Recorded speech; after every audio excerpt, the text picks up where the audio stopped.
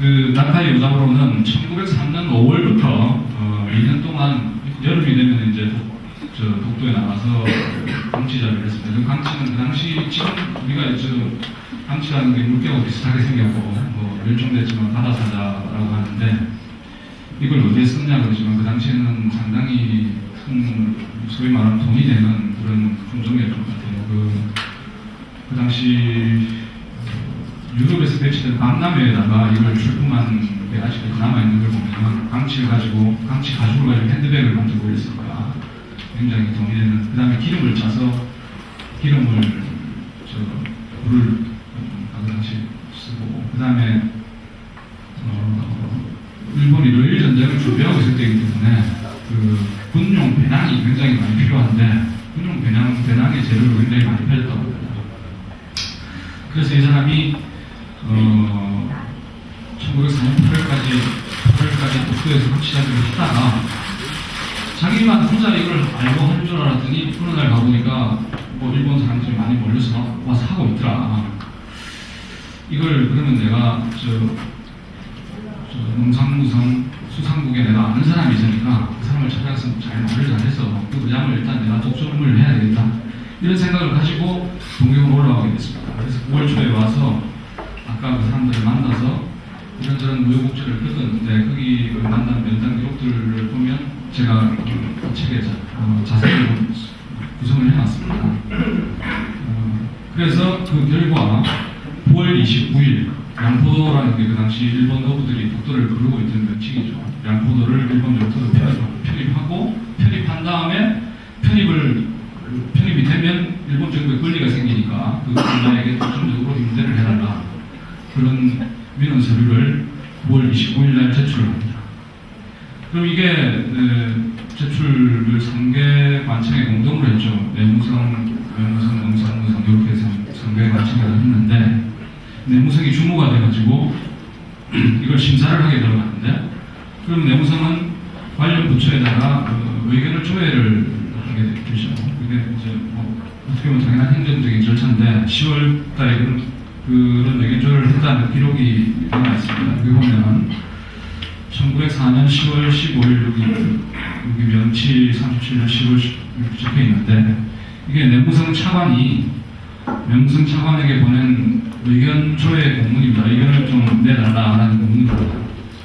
근데 그 공문을 했을 텐데 공문이 어떤 내용인지는 여기 지금 이게 외무성 외교사령관이 있는 자료인데 여기 첨부되어 있지 않습니다.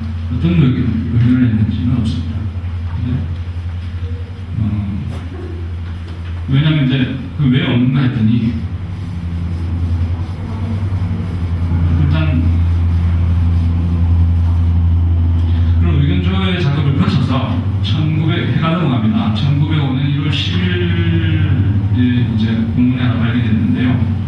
일본 내무 대신이 총리 대신 앞으로 비밀 공문을 보냅니다. 비밀 공문을 보내서 이 문제를 이제 결정을 해야 될 때가 왔으니까 가기를 소집해달라라고 요청을 하는 비밀 공문을 보냅니다. 가기라는 것은 한국의 국무회의 비슷한 건데 훨씬 더 결정권, 일본은 내각 책임제이기 때문에 내각의 총리로 모든 걸 의결을 하게 되어 있거든요. 그러니까 우리 국무회의보다 훨씬 권한이 큰 기구죠.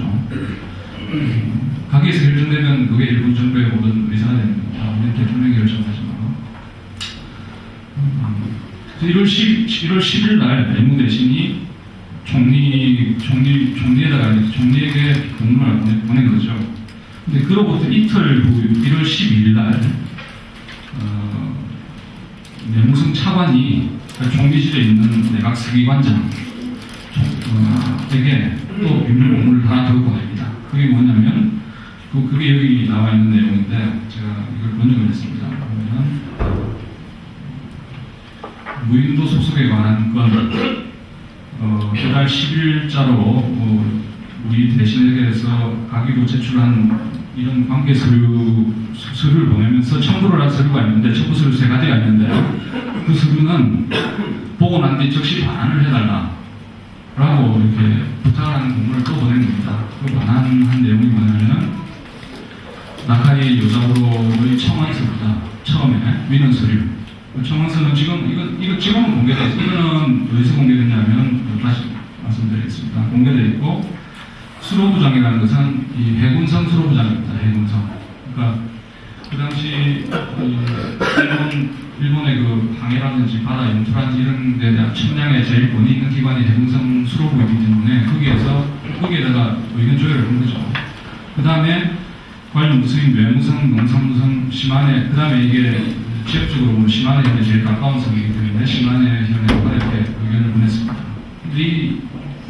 그러면 저는 이렇게 생각을 한 겁니다. 요 의견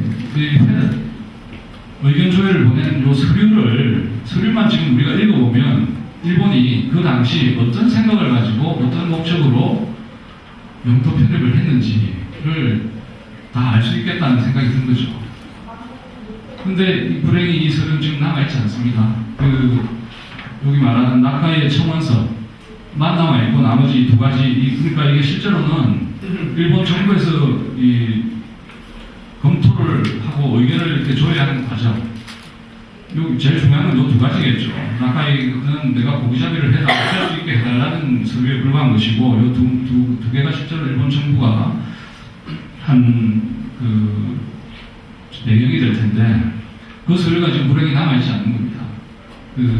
그래서 이게 지금 좀 전에 보이는 그 사진이 어디 있어, 이게 지금 소장되어 있는 곳이 일본 국립공문서관이라는 곳인데, 옛날에 내각문고라고 불리던 곳인데, 여기 쭉 문의를 했더니, 관동 대지진 때 불탄 걸로 여기 기록이 되어 있답니다. 그러니까, 지금 영원히 이건 미궁이죠, 실제로는.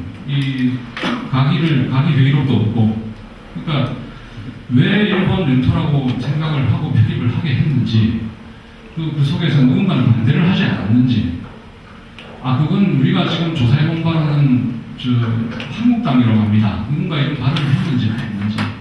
만약에 그런 기록이 있다면 거기에 대해서 그럼 다시 그걸 뒤집는 논리를 어떻게 세웠는지, 뭐 이런 것들을 우리가 알면 지금 이런 의견 대립이 상호 평행적인 의견 대립이 없을지도 모르는데 그 소리가 지금 남아있지 않습니다. 대신 어떤 소리가 남아있느냐. 아까 말씀드렸지만 시마네 현에도 조회를 했는데 시마네 현의 기록만 잠깐 시마네 현지에 남아있기 때문에 이게 관동 대지진데 불이 안 탔다는 이야기죠. 이게 뭐니까 그게 남아있고 그 다음에 나카이 본인이 자기가 나중에 이 연구편이 이루어진 다음에 한 3, 4 정도의 회고록을 났습니다. 거기에 자기가 보낸 청원서가 그대로 들어있고 그 다음에 어떤 과정을 거쳤다. 내가 자기가 알 수 있는 본입니다. 그러니까 이 청원서를 제출하기까지의 과정, 그것만 기록이 남아 있습니다. 제출해서 일본 정부에 접수된 뒤에 일본 정부가 어떻게 했는지 그것은 없습니다. 근데 그래서 제가 이 책의 앞부분에 쓴 게 나카이의 회고, 그러니까 청원서를 접수하기까지의 과정에 대한 기록만 있는 겁니다.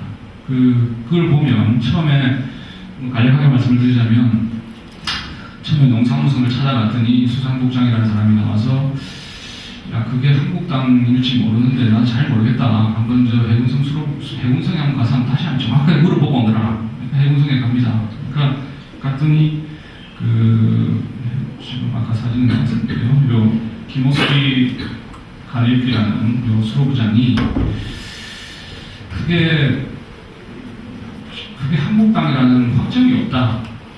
내가 이런 확정은 없다. 그러니까 한번 잘 생각해보자. 이렇게 이야기를 하는 겁니다. 그래서 나카이 요답으로 처음에 이 사람도 처음에는 한국 정부의 이 대화 신청문을 내려고 했습니다. 이 자기 회고록을 보면은. 근데 한국 정부하고 자기는 컨택 접촉할 수 있는 어떤 아무런 방법이 없기 때문에 일단 농산무성 수산국장이라는 사람을 찾아간 겁니다. 찾아가서 상담을 한 겁니다. 내가 여차여차해서 한국 정부에 좀 서류를 내려고 그러는데 당신이 좀 도와주시오. 이렇게 하는 겁니다. 그러니까 이 수산국장이 야 그게 한국당인지 아닌지 나도 잘 모르겠으니까 한국당이면 내가 방법을 조선해 줄 것이고 만약에 아니라 그러면 또 다른 방법을 강구해 봐야 되니까 해군성에 가봐라 이렇게 되거든요. 그래서 해군성에 갔다가 다시 이 수로부장이라는 사람이 이 당시 일본 측량의 최고 권위자인데 이 사람이 누가 한국 아니라고 그러니까 그렇다면 좋은 방법이 하나 있다. 이걸 그냥 일본 땅으로 만들어버릴 수 있지 않느냐. 이런 의견을 낸 겁니다. 그래서 이 사람이 돌아와서 33통을 만들어가지고 냅니다. 그래서 접수를 시킨 다음에 내무성에 갔더니 내무성교 지방국에 있는 이노우에라는 사람이 서기관인데요. 이 사람이 그거 당신 서류는 각하할 거야. 이렇게 말을 한 겁니다. 왜냐면 지금 그거 우리나라 땅도 아니고 말이야. 그 다음에 그 섬에 뭐 별 아무것도 나는 게 없고 그냥 황무지 암초에 불과한데 그걸 왜 하느냐. 그걸 해서 괜히 지금 우리 지금 전쟁 중에 있는데 한국 땅을 통째로 먹으려고 하나 이런 오해를 살 필요가 뭐 있겠느냐. 그리고 외교적인 이유로 이걸 해줄 수가 없다. 이렇게 대답을 한 겁니다.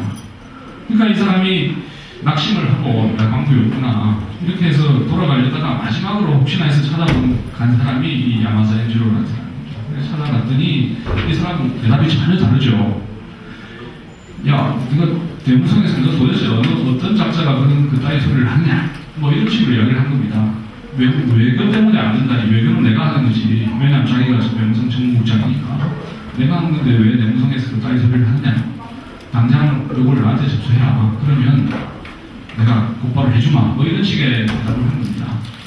그렇게 해서 이게 1905년에 이루어지게 됐는데, 그러면 이 사람은 왜 이 우리를 해가면서 그렇게 편입을 시켰겠느냐. 하주 일부에 이 두 사람이 대화를 했겠죠. 대화를 했는데 그 대화록은 남아있지 않고 아주 일부에 이 사람의 발언이 남아있는 게 뭐냐면은 지금 시국으로 볼 때 그게 다 막루와 전신을 가설하면 이만큼 용인한 것이 어디 있느냐 이런 말을 하게 됩니다. 그 시국이란 뭐냐면 그게 바로 1905년 1904년 9월 그러니까 러일 전쟁을 말하는 거거든요. 이것이 막루와 해저 전선을 가설한다. 유무선 전선을 가설한다는 말은 거기다 독도에다 막루를 하나 세워놓고 러시아 배를 감시를 해서 그 다음에 전선을 가설하면 그걸 이제 일본 본토로 즉시 연락이 되게 하겠다 이런 이야기거든요. 근데 왜 이런 생각을 하게 됐겠느냐? 그게 실제로 하나의 사례가 그 전에 있었습니다. 여기 보면 러일 전쟁은 주로 우리 일본 해군 전력이 일본 해군이 지금 대련인 여순 대련이 있는 곳으로 간 거죠. 주로 황해 쪽으로 일본 해군 배들이 다 집결을 해가지고 서해 쪽으로 올라간 거죠. 그러다 보니까 동해가 텅텅 비어 있었습니다. 일본 해군이 동해에서 대응을 할 수 있는 방법이 없었는데 러시아 해군은 블라디보스톡에 함대가 있었기 때문에 그 함대가 동해 쪽으로 계속 출몰을 왔다 갔다 하면서 일본 배를 침몰시키고 상선까지 위협을 하고 이렇게 해서 일본으로서는 상당히 그 당시 러일전쟁 초기엔 골칫거리였습니다. 근데 그래서 일본 해군 야마모토 이스로코라는 연합함대 제독이 동해에다가 지금 여순에다 집중시키는 함대 일부를 동해로 할 수 없이 빼냅니다. 빼내가지고 저기 블라디보스톡에서 내려오는 애들 좀 막아라 이렇게 명령을 했는데 그것도 막지를 못하고 계속 이렇게 몇 번 당하게 되거든요. 당하는데 6월 17일 날 그때도 여름이니까 독도에 가서 강치잡이를 하고 있던 일본 어민이 그 블라디보스톡 함대가 지나가는 걸 발견합니다. 독도에 있던 사람이 실제 눈으로 봤어요. 봤는데 그걸 어떻게 알릴 수 있는 방법도 없고 그 일본 어민이 뭐 무전기나 이런 걸 갖고 당시 핸드폰 쓰시는 데도 아니고 그러니까 이걸 알 수 있는 방법이 없다는 거죠. 그런데 9월달에 나카이가 올라와서 그런 이야기를 한 겁니다. 독도를 우리 땅으로 하면 어떻게 되는가 그런 이야기를 하니까 요 두 가지 사실을 연상을 해보면 그거 참 좋은 아이디어다 이런 생각이 나올 수